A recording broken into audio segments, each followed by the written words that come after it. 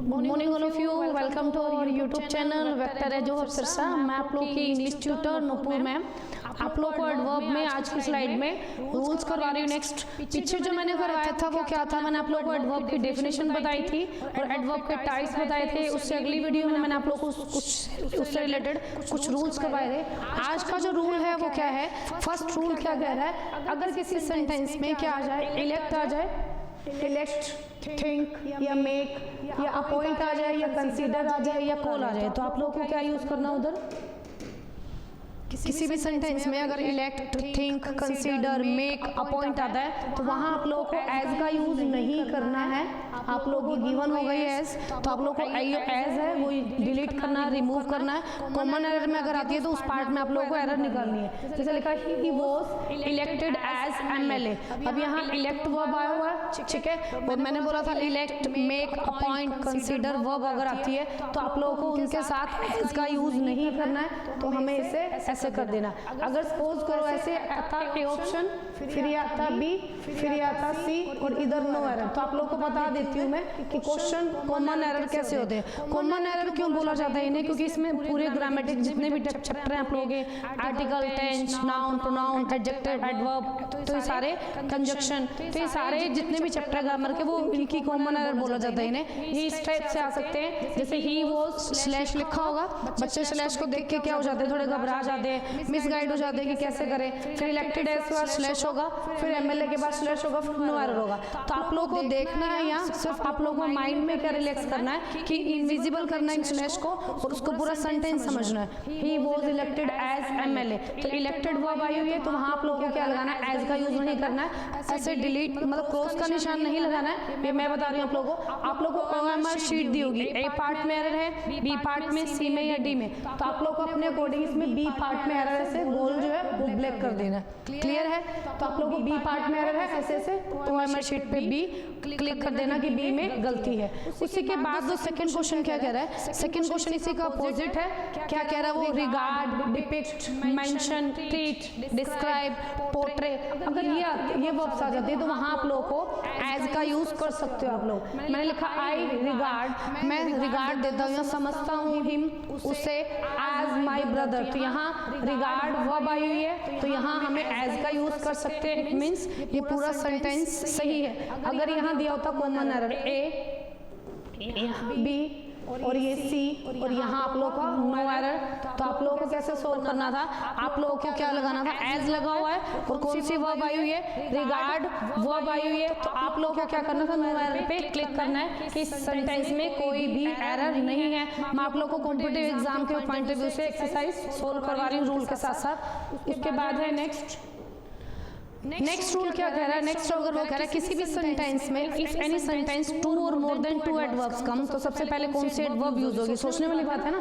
तो if two and more than two adverb comes, अगर दो या दो से ज्यादा एडवर्ब्स आती है तो सबसे पहले आप लोगों को देखना है, जैसे घर में सबसे छोटा जो होता है वो लाडला होता है ना, उसको प्रेफर दिया जाता है हर चीज के लिए, कोई भी चीज आए नहीं छोटे को देनी है, उसके मतलब कपड़े आते हैं तो उसके आते हैं सबसे ज्यादा, कोई भी चीज है तो स्मॉल मतलब एक बच्चों का लगा लो, बड़े बच्चों का बहन होता है कि छोटों से ज्यादा प्यार किया जाता है, बड़े छोटे से बड़ों को किया जाता है। तो मीन्स एक आइडिया दे रही हूँ आप लोगों को कि स्मॉल की बहुत ज्यादा छोटे बच्चे जो होते हैं वो क्यूट होते हैं, बहुत ज्यादा लाडले होते हैं, दुलारे होते हैं, तो आप लोग को यहाँ स्मॉल एडवर्ब सबसे पहले लिखनी है। तो आप लोग को क्वेश्चन की स्टेटमेंट कैसे लिखनी मिलेगी, I want to meet you tomorrow at 3 o'clock, तो आप लोग को देखना है टुमारो बड़ा है या 3 o'clock बड़ा है, तो आप लोगों ने लिखना है। ये सेंटेंस जो है गिवन वो गलत दिया हुआ है, तो आप लोगों को लिखना है इधर सेंटेंस सही करके, I want to meet, sentence सही करके लिखना आप लोगों को, आई वॉन्ट टू, ये सेंटेंस में करेक्शन है, I want to meet you at 3 o'clock tomorrow. अब देखो 3 बजे जो है वो छोटा टाइम शो कर रहा है और जो टुमारो है वो पूरा 24 घंटे का है। तो 3 बजे तो कह रहा है I want to meet you, मैं आप लोगों से मिलना चाहता हूँ। कितने बजे? 3 बजे और कल, तो मीन्स कल पूरा दिन 24 घंटे का है। तो 3 बजे, तो 3 बजे छोटा टाइम है। छोटा टाइम जो होगा एडवर्ब ऑफ टाइम जो होगी वो क्या हो जाएगी? सबसे पहले आएगी। जो टाइम ऑफ एडवर्ब बड़ी होगी वो सबसे लास्ट में आ जाएगी। उसके बाद नेक्स्ट है, नेक्स्ट आप लोगों का रूल नंबर 5 है। रूल नंबर 5 क्या कह रहा है? सम एडवर्ब्स, कुछ एडवर्ब्स का मीनिंग जो होता है ना वो नेगेटिव होता है, तो आप लोगों को इनका मीनिंग पता होना चाहिए। जैसे लिटल है एडजेक्टिव, मैंने आप लोगों को रूल करवाया था, little, a little, the little, few, a few, the few. तो मैंने आप लोगों को बताया था लिटल का यूज कहाँ होता है? क्वांटिटी के साथ, लेकिन लिटल का मीनिंग क्या होता है? ना के बराबर। वैसे ही फ्यू का मीनिंग भी क्या हो जाएगा? ना के बराबर ही लोग प्रेजेंट थे।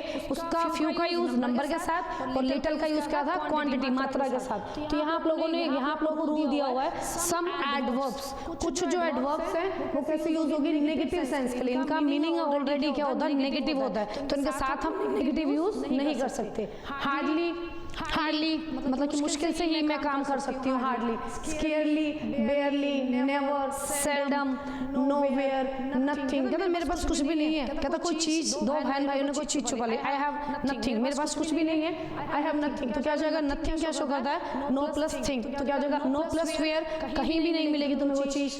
नीदर बी और रेयरली, ये सारे क्या है? ऑटोमेटिक अपने आप में नेगेटिव एडवर्ब्स है, तो इनके साथ हमें कभी भी नेगेटिव वर्ड लिखा मिलता है। ये मोस्ट इंपॉर्टेंट रूल आप लोगों को याद रखना है ये माइंड में। We didn't hardly have time to go there. तो देखो यहाँ डिडंट लिखा हुआ है और हार्डली लिखा, तो हमें हार्डली को यहाँ से क्या करना है? इनविजिबल कर देना, डिलीट कर देना। दोनों में से एक को रिमूव कर देंगे, क्योंकि इसका मीनिंग भी नेगेटिव है और इसका भी। दो नेगेटिव कभी नहीं यूज हो सकते, तो हमें we didn't have time to go there, ये आप लोगों को सही सेंटेंस करना है। उसी के बाद है रूल नंबर 6। रूल नंबर 6 क्या कह रहा है? विद सेल्डम, सेल्डम के साथ क्या आता है? एवर का यूज कभी नहीं होगा, क्या होगा? नेवर का यूज होगा। क्लियर है? जैसे इसमें एग्जांपल लिखा मैंने, ही सेल्डम और एवर नेवर गैम्बल्स। गैम्बल्स होता है जुआ खेलना, कि वो कभी भी जुआ नहीं खेलता है। सेल्डम मीन्स ना के बराबर था, ऊपर देखो दिया हुआ सेल्डम ना के बराबर। तो एवर, इसके साथ आप लोगों को दोनों रूल, दोनों ही वर्ड लिख दिए मैंने, एवर भी लिखा और नेवर भी। तो आप लोगों को देखना है कि नेवर आएगा या एवर। तो आप लोगों को 4 वर्ड्स वाला यूज नहीं करना, 5 वर्ड्स है नेवर में। तो एवर को हमें रिमूव करना है और नेवर को करेक्शन देने की ये सही है। किसी भी सेंटेंस में सेल्डम के साथ नेवर यूज हो सकता है। उसके के बाद है हमारा 6 के बाद रूल नंबर 7। रूल नंबर 7 क्या कह रहा है हमारा? रूल नंबर 7 कह रहा है कि आउटफुल और आउटफुली। आउटफुल और आउटफुली में क्या डिफरेंस है? आउटफुल क्या होता है? मतलब एज ए एडजेक्टिव यूज होता है और आउटफुली यूज होता है एज ए एडवर्ब। आउटफुल का मीनिंग होता है डरावना, भयानक, जिसे हम देख के डर जाए, ठीक है। आउटफुली का मीनिंग हो जाएगा एज ए एडवर्ब होता है इसका मीनिंग। इसका मीनिंग हो जाएगा अत्यधिक, ठीक है, बहुत ज्यादा। तो इसी में एग्जांपल लिख के एक्सप्लेन कर रही हूँ। What awful weather it is. तो वेदर क्या हो जाएगा? हमारा नाउन हो जाएगा और आउटफुल क्या हो जाएगी? इसकी एडजेक्टिव। नाउन को डिफाइन करने वाले वर्ड्स बच्चे क्या होते हैं? एडजेक्टिव होते हैं। तो ये क्या हो जाएगा? एडजेक्टिव। और हम क्या सोचते हैं, ये कई टीचर बताते भी हैं कि जिन वर्ड्स के पीछे एलवाई लग गया, मोस्टली वर्ड्स एलवाई लगने से एडवर्ब होते हैं, लेकिन कुछ ऐसे हैं जैसे वेल है, ठीक है, तो वो ऐसा नहीं है कि हर वर्ड के पीछे एलवाई लगेगा वो एडवर्ब होगा।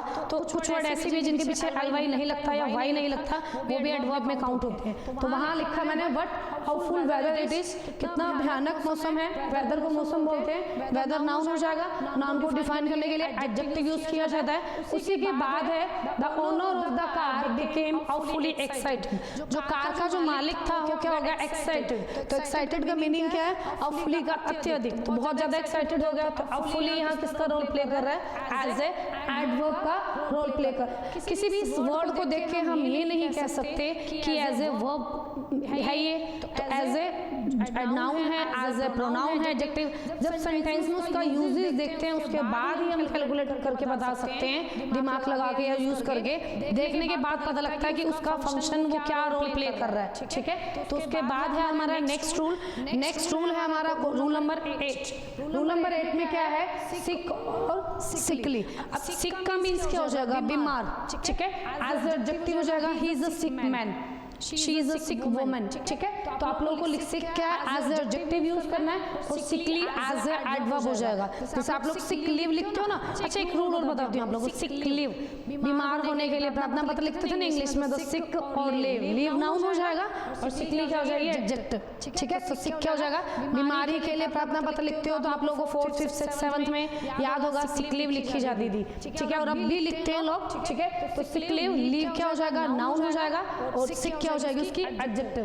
वैसे ही मैंने एग्जांपल लिखा, he was too sick to perform. अब टू मैंने एडजेक्टिव में बताया था आप लोगों को, टू डैश डैश टू जो होता है वो नेगेटिव क्वालिटी को शो करता है। किसको, नेगेटिव क्वालिटी को, किसी भी पर्सन की। He is too weak to walk, वो इतना ज्यादा वीक है कि वो चल नहीं पाएगा। He is too weak to sick to perform, वो इतना ज्यादा सिक है, बीमार है कि वो परफॉर्म नहीं कर पाएगा। तो सिक क्या हो जाएगा एज एडजेक्टिव। तो एक नया रूल निकल गया, सिक लिव, ठीक है। तो इससे याद रखना आप लोगों को। वैसे ही है सिकली। अब सिकली क्या होता है, एज एडवर्ब होता है। इसका यूजेस देखते हैं सेंटेंस में।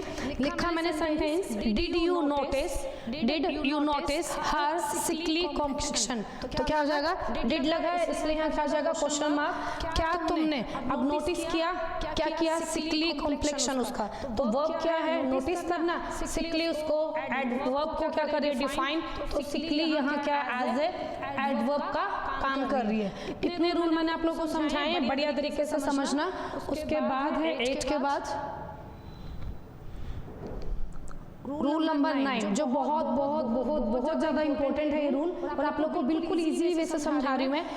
यूजेस क्या है, फेयरली, रेदर और क्वाइट का। तो बच्चों को इसमें क्या होता है, थोड़ा मिसगाइडेड से हो जाते हैं कि ये समझ नहीं आता फेयरली का यूज कैसे होगा और रेदर का कैसे और क्वाइट का कैसे। तो फेयरली और रेदर में कंपेयर करना बताती हूँ पहले।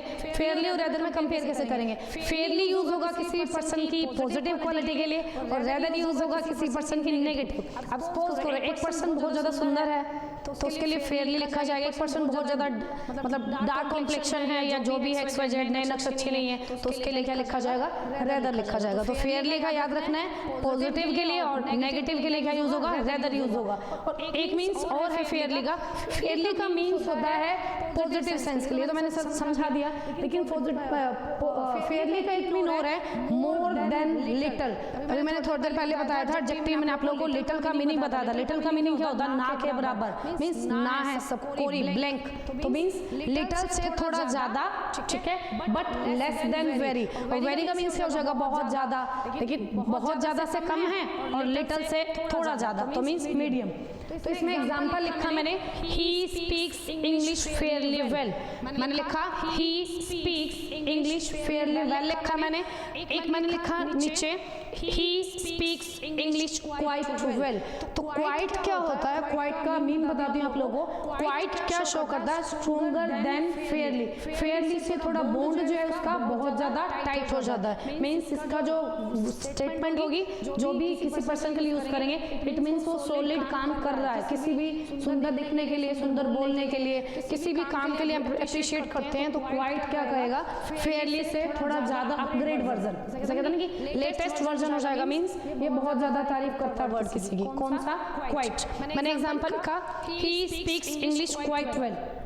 और ऊपर मैंने लिखा, he speaks English fairly well. Fairly well का मीनिंग हो जाएगा कि वो ठीक ठाक सी, जैसे डेली रूटीन में बोलते हैं वैसे इंग्लिश बोल लेते हैं। लेकिन क्वाइट का मीनिंग क्या हो जाएगा, क्वाइट का मीनिंग उसे अच्छी इंग्लिश बोलनी आती है, ठीक है। उसी के बाद है आप लोगों का रेदर, नेगेटिव सेंस के लिए, आई एम रेदर टायर्ड। अब देखो हर कोई ह्यूमन बीइंग है, सुबह उठते हैं, भागते हैं, अपने अपने रूटीन के काम करते हैं, चाहे वो छोटा बच्चा हो, चाहे वो यंग एज वाला हो, कोई ओल्ड एज वाला, सब अपना अपना ड्यूटी परफॉर्म करते हैं और रात को थक जाते हैं और फिर सो जाते हैं। तो मीन्स डेली हम थक जाते हैं कोई भी कोई काम करके। तो आई एम रेदर टायर्ड, मतलब मैं थकता तो डेली हूँ, लेकिन किसी दिन ऐसा होता है ना हमारा हेडेक हो रहा है, बॉडी पेन हो रही है और मतलब एक्स्ट्रा में फिजिकली प्लस मेंटली दोनों काम हो जाते हैं, तो हम क्या बोलेंगे, I am rather tired. Rather tired का मीनिंग है मैं और दिनों से बहुत ज्यादा थका हुआ हूँ। उसी के बाद मैंने एग्जाम्पल लिखा आप लोगों को दिखाने के लिए, बताने के लिए, ही इज फेयरली इंटेलिजेंट। अब कोई पर्सन इंटेलिजेंट है तो आप लोग को फेयरली यूज करना है, और अगर वो वीक है, वो डल है, तो आप लोगों को क्या यूज करना है, ही इज रेदर डल। तो फेयरली जैसे अच्छा एक चीज और बता दी, फेयर से याद होगा fair and lovely. Fair and lovely cream आती है बॉयज के लिए भी और गर्ल्स के लिए भी, तो आप लोगों को उससे याद रखना है फेयर मीन्स फेयरली, मतलब स्किन को गोरा करने के लिए जो यूज की जाती है फेयर एंड लवली। तो फेयर तो याद हो जाएगा आप लोगों को ऑटोमेटिक। फेयरली किसके लिए यूज होगी, स्किन को गोरा करने के लिए, ब्राइटन करने के लिए। तो फेयरली पॉजिटिव सेंस के लिए यूज होता है और रेदर नेगेटिव सेंस के लिए। क्लियर है? नेक्स्ट है इसका, नेक्स्ट है इसका रूल नंबर 2 है इसी का, इसी को डिफाइन करूंगी आज। इसी को डिफाइन करने के लिए क्या कह रहा है, रेदर जो है, रेदर का मॉडिफाई, रेदर किसको मॉडिफाई करती है, किसी वर्ब को और नाउन को। ठीक है, रेदर किसको मॉडिफाई करेगा, किसी भी वर्ब को और नाउन को कर सकता है। आई रेदर थिंक, यहाँ वर्ब नहीं हुआ तो मींस वर्ब पर स्ट्रेस डालने के लिए रेदर का यूज किया गया। रेदर क्या काम कर रहा है, सेंटेंस को जो वर्ब है उस पर स्ट्रेस एम्फसाइज कर रहा है। आई रेदर थिंक, हाँ मैं सोच रहा हूँ, मैं सोचता हूँ। We think we are going to win, कि हम जीतने जा रहे हैं, जीत जाएंगे। ठीक है, we are going to win, हम जीत जाएंगे। तो क्या हो जाएगा, रेदर क्या होता है, या तो किसी वर्ब को मॉडिफाई करेगा या किसी नाउन को।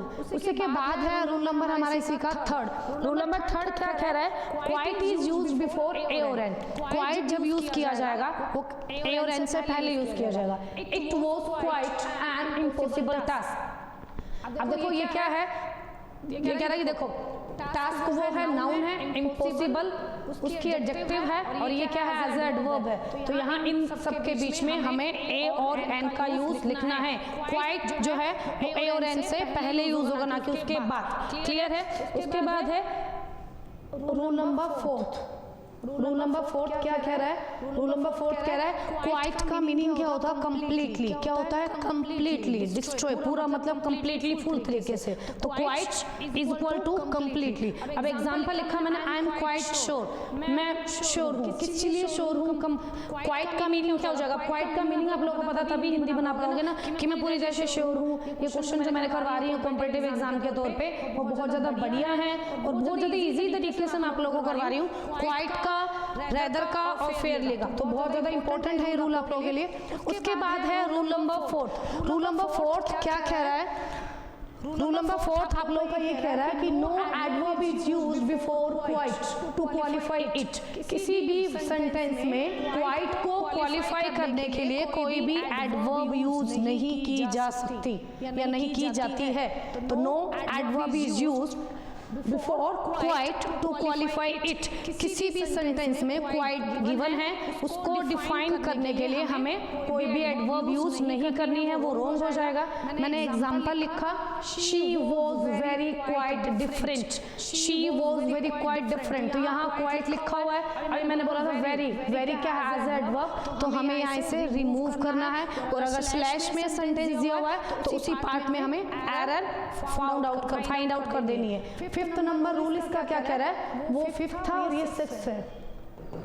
नेक्स्ट रूल क्या कह रहा है, देखो रेदर जो होता है ना, रेदर, वो रेदर क्या है, रेदर नेगेटिव के लिए शो हो रहा था ना, कि जैसे हम डेली टायर्ड फील करते हैं, लेकिन आज मैं बहुत ज्यादा टायर्ड हूँ, तो वहां आ जाएगा आप लोगों का रेदर। तो रेदर जो शो करता है वो अपोजिट ओपिनियन को, अपोजिट ओपिनियन मींस अपोजिट, जैसे कि किसी भी चीज को हमें शो करना, ये चीज ऐसे नहीं ऐसी थी, तो क्या हो जाएगा, अपोजिट। हमारा कोई ओपिनियन है तो हमें क्या यूज करना है, इधर रेदर का यूज करना है। जैसे एग्जाम्पल है, the walls were not white, जो दीवारें हैं वो वाइट नहीं है, क्या लिखा, बट रेदर, रेदर, रेदर क्या शो करेगा, opposite. But a sort of dirty grey means थोड़ी थोड़ी ग्रेइश हो चुकी है, मींस थोड़ी वाइट जो है वो कभी ना कभी तो कन्वर्ट होगा ना, डल हो जाता है वाइट कलर किसी भी चीज का हो। तो rather a sort of dirty grey means वो डर्टी ग्रे कलर में कन्वर्ट हो चुकी है। तो क्या हो जाएगा, रेदर जो है वो यहाँ क्या शो कर रहा है, वॉल्स जो है दीवारें वो वाइट नहीं है, वो डर्टी ग्रे कलर की हो चुकी है, थोड़ी गंदी हो चुकी है या रंग फेड हो चुका। तो मींस यहाँ उसका अपोजिट ओपिनियन है। किसी भी चीज के लिए हम अगर अपना अपोजिट ओपिनियन शो कर रहे हैं तो हम रेदर का यूज कर सकते हैं। तो मैंने आप लोगों को आज ये सारे रूल्स करवाए हैं। आप लोग को ये सारे रूल्स ध्यान से एक नोटबुक लगानी है, फिर उसमें लिखने हैं। मैं आप लोग को टाइम दे देती हूँ, तो आप लोग देखो ये रूल्स की स्क्रीनशॉट ले लेना फोटो, तो आप लोग इस रूल्स को या वीडियो स्टॉप करके भी उतार सकते हो। तो मैंने आप लोगों को आज ये सारे रूल करवाए हैं। Of full of fully to adverbs. तो ये रूल जो मैं करवा रही हूँ आप लोगों को लगता है कि बेसिकली इंपॉर्टेंट नहीं है, मैं वो रूल करवा रही हूँ जो आप लोगों को एग्जाम से रिलेटेड है, मतलब कि मेन रूल है, बेसिक प्लस हाई लेवल करवा रही हूँ। तो कोशिश करो मेरी वीडियो को ध्यान से सुनने की, समझने की। अगर आप लोगों को कोई डाउट है तो कमेंट में डाउट भी पूछ सकते हो। आप लोगों को अगर ये वीडियो अच्छी लगी है तो आप लोग लाइक शेयर एंड सब्सक्राइब करना मत भूलिएगा। Have a nice day, bye.